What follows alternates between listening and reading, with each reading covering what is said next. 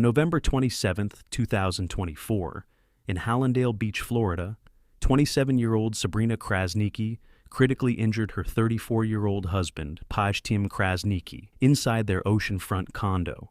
Around 12:30 a.m., Sabrina fatally shot Pajtim multiple times before ending her own life.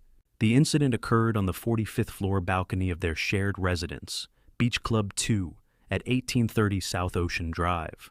The police were alerted by a ShotSpotter gunfire detection system and found both of them deceased. The tragic event gained national attention due to its violent nature, its high-rise setting, and the involvement of a couple once publicly known. Their family members described the crime as a devastating betrayal that left their community and loved ones reeling. The neighbors told the investigators that they heard at least 5 shots in quick succession, followed by a pause and a final shot. An eyewitness recalled hearing screaming and gunfire before the police sirens arrived. Inside the unit, the officers observed bullet holes in a sliding glass door and blood pooled on the balcony floor.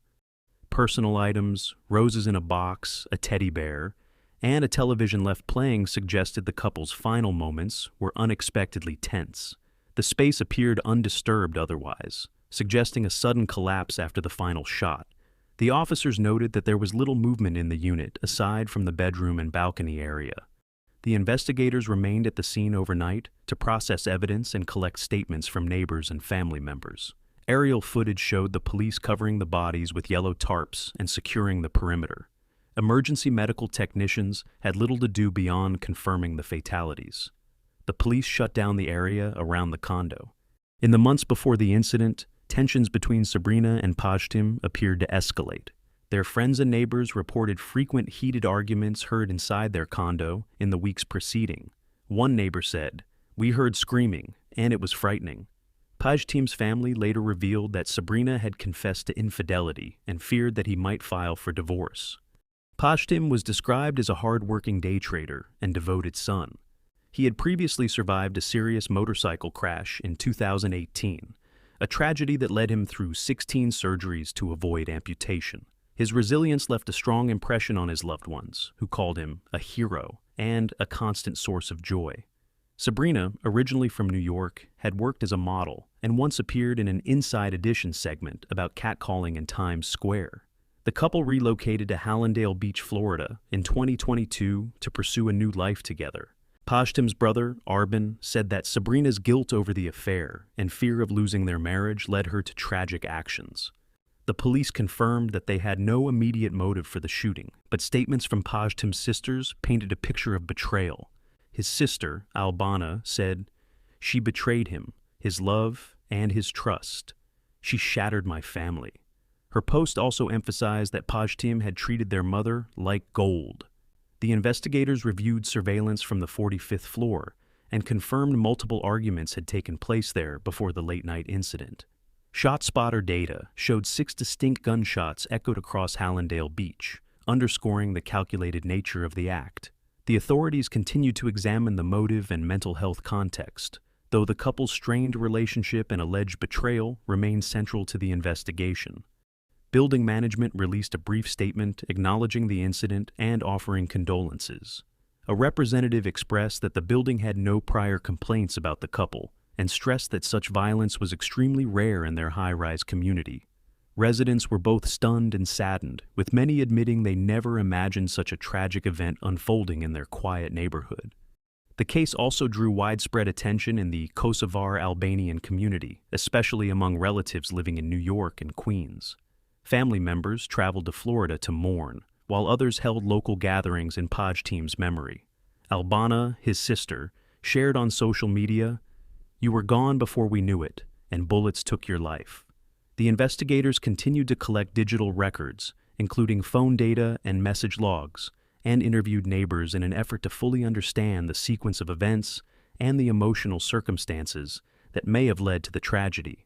Neighbors and building staff held a small vigil on the sidewalk below the condo tower. Community mental health advocates pointed to the case as a stark example of how relationship crises can escalate tragically. Domestic violence organizations issued statements urging improved access to support services, including counseling and crisis hotlines. Pajtim's colleagues from his day trading firm gathered for a moment of silence, recalling his work ethic and kindness.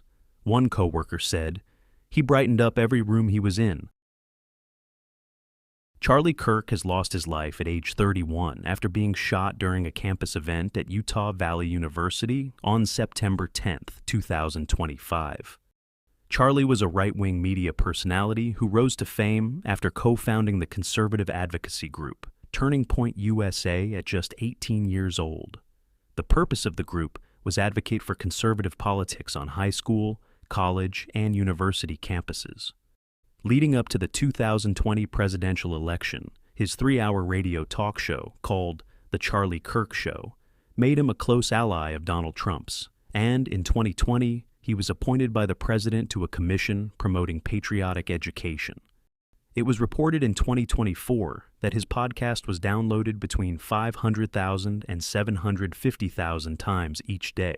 Charlie also often went viral on social media for his debates with more liberal-leaning students at college campuses around the country.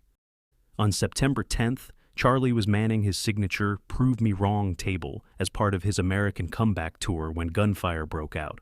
Video posted from the event showed Charlie being struck in the side of the head or neck as he spoke to the crowd from under a white pop-up tent. The crowd dispersed in a panic. After Charlie was taken to the hospital in critical condition, a Turning Point USA spokesperson said, "It doesn't look good." A Turning Point USA spokesperson later confirmed his demise. Eyewitnesses at the university during the shooting described what they saw to reporters. The witnesses said, "I heard a loud shot, a loud bang, and then I saw his body actually, in slow motion, kind of fall over. We all dropped to the ground, and I want to say we sat like that for about 30 to 45 seconds, and then everyone around us got up and started running." A suspect was taken into custody, 22-year-old Tyler Robinson. His father saw the photos of the suspected perpetrator and asked Tyler if it was him. He acknowledged that it was him, and when his father urged him to turn himself in, Tyler suggested that he would rather end his own life. But after his father convinced him to talk with a youth pastor, Tyler agreed to be taken into custody. His family members also had recalled a conversation with Tyler in which he said that Charlie was full of hate and spreading hate. It is said that Tyler is in a relationship with his roommate, who was in the process of transitioning. As Charlie regularly expressed anti-LGBTQ views, this could be a possible motive. Charlie is leaving behind his wife, Erica Francevy, a podcaster and former Miss Arizona USA, and their son and daughter, born in 2022 and 2024. They have been present at the event. Erica made a public address. She said, "Charlie always said that when he was gone, he wanted to be remembered for his courage and for his faith." She pledged to keep his legacy alive and that the tour will continue. Addressing her husband, she said, "I can't wait to see you again one day.